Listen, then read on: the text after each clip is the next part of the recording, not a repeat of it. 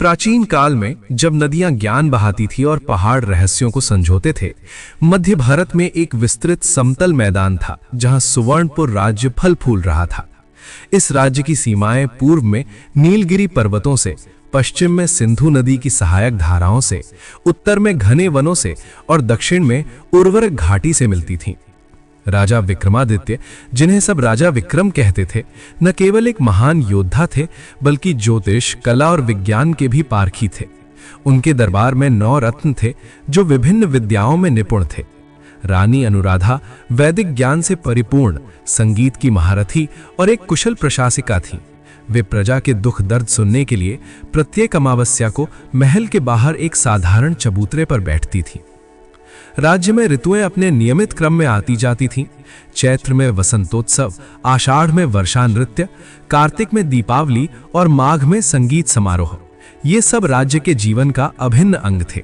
पर हर वर्ष फाल्गुन मास के अंतिम सप्ताह से चैत्र के प्रथम सप्ताह तक एक विचित्र घटना घटित होती। राजा विक्रम के शासन के 5वें वर्ष वे और रानी अनुराधा राजमहल के उद्यान में टहल रहे थे।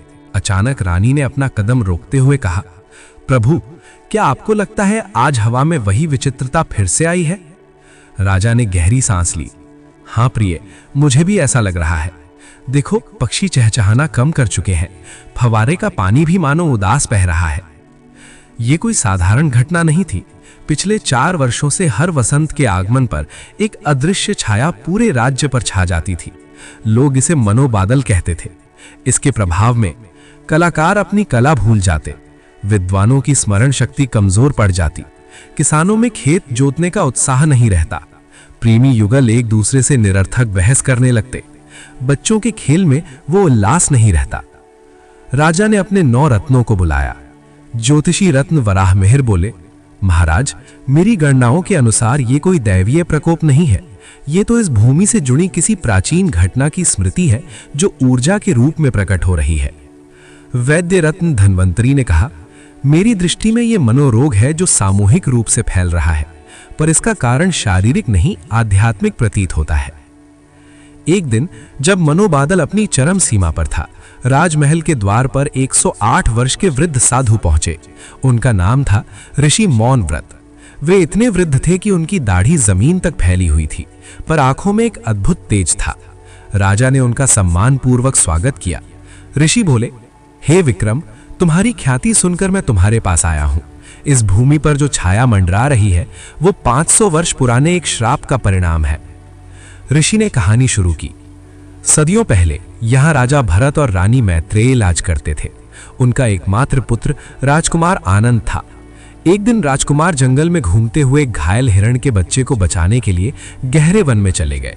वहां उनकी मुलाकात एक तपस्वी से हुई जो असल में एक मायावी राक्षस था। उसने राजकुमार को मोहित कर उनसे कहा कि यदि वे अपने माता पिता का सारा ध्यान चाहते हैं तो उन्हें एक यज्ञ करना होगा। मूर्ख राजकुमार ने वो यज्ञ किया, जिसके परिणाम स्वरूप उनके माता पिता की स्मृतियां धूमिल होने लगीं। जब राजा रानी को इसका पता चला तो उन्होंने राजकुमार को डांटा। आहत होकर राजकुमार वन में भाग गए, जहां वही राक्षस उन्हें ले गया। राजा रानी पुत्र की खोज में निकले। 12 वर्षों तक भटकने के बाद जब एक खाली हाथ लौटे तो पाया कि उनका राज्य उजड़ चुका था। दुख और पश्चाताप में डूबकर उन्होंने प्रार्थना की कि कोई भी भविष्य में इस भूमि पर राज करने वाला तब तक सच्चा सुख न पाए जब तक वो अपने पुत्र की त्रुटि और अपने पुत्र के प्रति उनके अंध प्रेम के कारण हुई विपदा से शिक्षा न ले। ऋषि मौनव्रत में आगे कहा, इस श्राप को तोड़ने के लिए तुम्हें 3 कार्य करने होंगे, पर ध्यान रहे, ये तीनों कार्य केवल तभी सफल होंगे जब तुम्हारा हृदय निष्कलंक हो और तुम पारस्परिक सहयोग से काम करो। पहला कार्य था जंगल के कटीले रास्तों में छिपे 7 प्रकाश के मोती ढूंढना।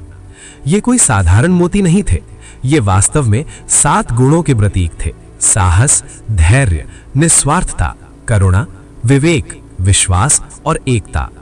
राजा और रानी साधारण वेश धारण कर एक छोटी सी पोटली में 7 दिन का भोजन लेकर निकल पड़े। पहले 2 दिन का रास्ता सरल था, हरे भरे मैदान, शीतल जल के झरने और मीठे फलों के वृक्ष। तीसरे दिन वे कटीले वन में प्रवेश कर गए। ये वन अद्भुत था। यहाँ के पेड़ों की शाखाओं पर कांटे थे जो रंग बिरंगे थे, लाल, नीले, हरे, पीले। हर रंग के कांटे का प्रभाव अलग था। लाल कांटे शरीर में दर्द उत्पन्न करते, नीले कांटे मन में भय भरते, हरे कांटे ईर्ष्या की भावना जगाते, पीले कांटे लालच उत्पन्न करते। राजा विक्रम ने अपनी तलवार से रास्ता बनाने की कोशिश की, पर आश्चर्य, जैसे ही तलवार कांटों को काटती वे दुगने हो जाते। रानी अनुराधा ने सोच विचार कर कहा, प्रभु, शायद बल से नहीं बुद्धि से इसका समाधान ढूंढना होगा। उन्होंने देखा कि वन में एक विशेष प्रकार की लता उग रही थी जिसका फूल कांटों के समान आकार का था। रानी ने एक फूल तोड़ा और उसे एक कांटे के पास रखा। कांटा तुरंत कोमल होकर फूल बन गया। समझ गई, रानी ने कहा, हर कांटे का एक संतुलन फूल है जो उसके नकारात्मक गुण को सकारात्मक में बदल सकता है। उन्होंने पाया कि लाल कांटे के लिए लाल गुलाब का फूल, नीले कांटे के लिए नीले कमल का फूल, हरे कांटे के लिए हरे चंपा का फूल, पीले कांटे के लिए पीले सूरजमुखी का फूल। पर फूल ढूंढने आसान नहीं थे। वे वन के सबसे खतरनाक स्थानों पर उगते थे। एक फूल एक ऊंची चट्टान पर था। राजा विक्रम ने रस्सी बनाकर चढ़ने का प्रयास किया पर फिसल गए। रानी ने एक लता को पकड़कर झूलते हुए खुद को चट्टान तक पहुंचाया और फूल तोड़ लाई। इस प्रकार 7 दिनों तक उन्होंने 7 प्रकार के कांटों के लिए 7 फूल ढूंढे। जैसे ही अंतिम फूल लगाया गया, सारे कांटे गायब हो गए और वन एक उद्यान में बदल गया। वहां उन्हें एक गुफा मिली जिसमें 7 मोती चमक रहे थे। प्रत्येक मोती पर एक शब्द उकेरा था। साहस, धैर्य, निस्वार्थ था, करुणा, विवेक, विश्वास और एकता। जैसे ही उन्होंने मोतियों को उठाया, मोतियों ने मिलकर एक प्रकाश पुंज बनाया और हवा में तैरता हुआ एक वाक्य लिखा, विपदा में ही विजय के बीज छिपे होते हैं। दूसरा कार्य था नीलगिरी पर्वत की चोटी पर रहने वाले वाणीहीन ऋषि से वरदान लेना। ऋषि 300 वर्षों से मौन थे और किंवदंती थी कि उन्होंने प्रतिज्ञा ली थी कि जब तक मानवता अपने हृदय की भाषा नहीं समझेगी तब तक वे बोलेंगे नहीं। पर्वत की चढ़ाई में 5 प्रमुख बाधाएं थीं। पहली बाधा विशालकाय चींटियों का टीला जो रास्ता रोके था। ये चींटियां सामान्य नहीं थीं, ये सुनहरे रंग की थीं और इतनी बड़ी थीं कि एक चींटी मनुष्य के हाथ के बराबर थी। राजा ने देखा कि चींटियां एक विशेष प्रकार के बीज इकट्ठा कर रही थीं। रानी ने पास ही उगे एक पौधे से वैसे ही बीज तोड़कर चींटियों के मार्ग पर बिखेर दिए। चींटियां बीज लेकर रास्ता छोड़कर चली गईं। दूसरी बाधा एक गहरी खाई जिस पर पुल टूटा हुआ था। खाई के दूसरी ओर एक बूढ़ा वानर बैठा था जो रो रहा था। पूछने पर पता चला कि उसका बच्चा खाई में गिर गया है।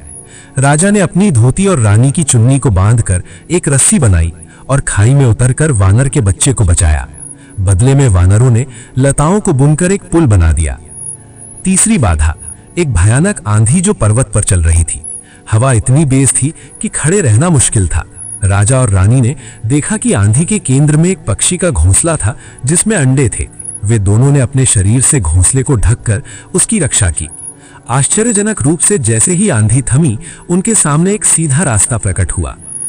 चौथी बाधा एक जादुई कोहरा जो मार्ग भ्रम उत्पन्न करता था। कोहरे में व्यक्ति को अपनी ही आवाज की प्रतिध्वनि सुनाई देती जो उसे गलत दिशा में ले जाती। रानी अनुराधा ने अपनी वीणा निकाली और एक मधुर राग बजाना शुरू किया। संगीत इतना शुद्ध था कि कोहरा छट गया और रास्ता स्पष्ट हो गया। पांचवी बाधा अंतिम बाधा सबसे कठिन थी। एक विशाल शिला जो चिकनी थी और चढ़ना असंभव लगता था।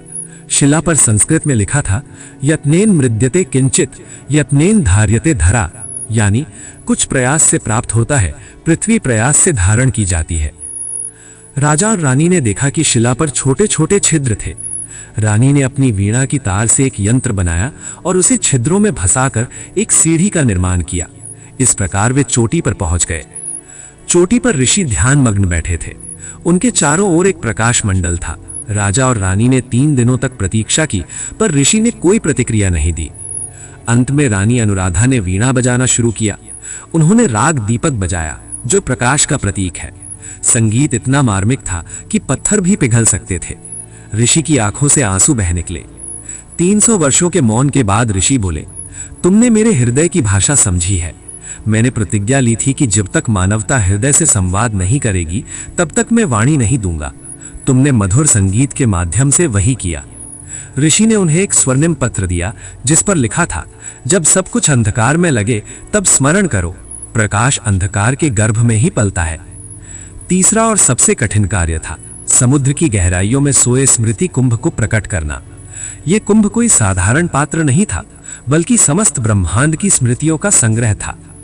समुद्र तट पर पहुंचकर राजा रानी ने देखा कि पानी इतना उग्र था कि नाव भी टिक नहीं सकती थी। ऋषि के दिए गए स्वर्णिम पत्र में लिखा था, जो दूसरों के लिए डूबने को तैयार है वही गहराई से उबर सकता है। तभी उन्होंने देखा कि एक मछुआरे का बच्चा समुद्र में डूब रहा था। बिना किसी हिचकिचाहट के राजा और रानी दोनों समुद्र में कूद पड़े। उन्होंने लड़के को बचाया, पर एक विशाल लहर ने उन्हें गहराई में खींच लिया। जैसे जैसे वे डूबने लगे, एक आश्चर्यजनक घटना घटी। समुद्र का पानी उनके चारों ओर एक गोलाकार कक्ष बनाकर हट गया। वे सूखी भूमि पर खड़े थे और सामने एक प्राचीन मंदिर था, जिसके द्वार पर लिखा था, सागर की गहराई मन की गहराई से कम है। मंदिर के भीतर एक विशाल कक्ष था, जिसके मध्य में एक स्फटिक का कुंभ चमक रहा था। कुंभ के चारों ओर 4 द्वारपाल खड़े थे, जो 4 प्रश्न पूछते थे। पहला द्वारपाल, ज्ञान का रक्षक, क्या तुम उस ज्ञान को संभाल सकते हो जो तुम्हारे लिए अभिशाप बन सकता है? राजा विक्रम, ज्ञान कभी अभिशाप नहीं होता, उसका दुरुपयोग होता है। हम ज्ञान का उपयोग मानव कल्याण के लिए करेंगे। दूसरा द्वारपाल, स्मृति का रक्षक, क्या तुम उन स्मृतियों को देख सकते हो जो दुखदाई हैं? रानी अनुराधा, स्मृतियां चाहे सुखद हो या दुखद,